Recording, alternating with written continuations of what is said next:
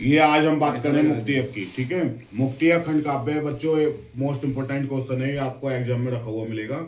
और मुक्तियक खंड काव्य के एक बार आप समझ लीजिए इसमें क्या है कहानी, आप बना कर लिखाएंगे, कोई टेंशन की आवश्यकता नहीं है। मुक्तियक खंड काव्य, अब इसमें सुनूंगा किसी भी बच्चे से लाइन। मुक्तियक खंड काव्य सुमित्रा नंदन पंत, राइटर कौन होगा इसके? सुमित्रा नंदन पंत द्वारा लिखित लोकायतन महाकाव्य का एक अंश है। मुक्तियक की कथा वस्तु इस प्रकार है। गांधी जी साबरमती आश्रम से डांडी गांव पहुंचे।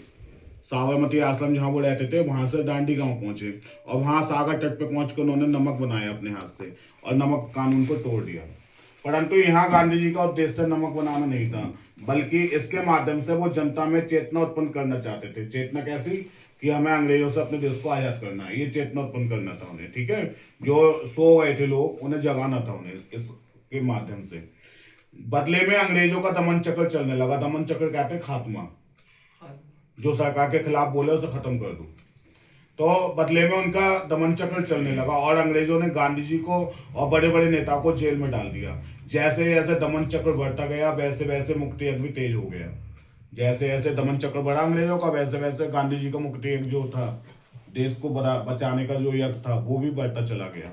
गांधी जी ने विदेशी वस्तुओं का बहिष्कार करने और स्वदेशी वस्तुओं को अपनाने के लिए कहा। धीरे धीरे ये आंदोलन संपूर्ण देश में फैल गया और ये बात संपूर्ण देश में फैल गई कि हम अपनी बनाई चीजों को यूज करेंगे और दूसरे देशों की चीजों को यूज नहीं करेंगे। खास करके अंग्रेजों की बनाई चीजों को यूज नहीं करेंगे।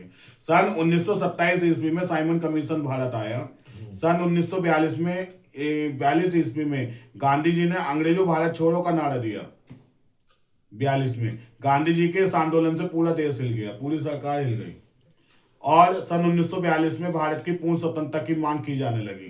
तब अंग्रेजों ने फूट डालो की नीति अपनाकर मुस्लिम लीग को भारत विभाजन के लिए प्रोत्साहित किया।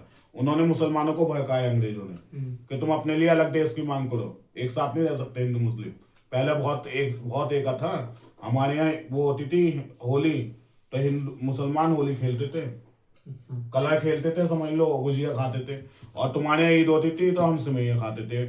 ऐसा पता ही नहीं लगता था कि कहाँ ईद हो रही है कहाँ होली हो रही है, इतना वो था। ऐसा लगता था कि दोनों जगह दोनों त्योहार हो रहे हैं, समझ रहे हो आप स्थिति? दोनों जगह दोनों त्योहार हो रहे हैं, ऐसा लगता था उस समय। लेकिन अंग्रेजों ने फूट डालो की नीति अपनाकर मुस्लिम लीग को भगाया कि आप अपने लिए अलग देश के विभाजन की मांग कीजिए।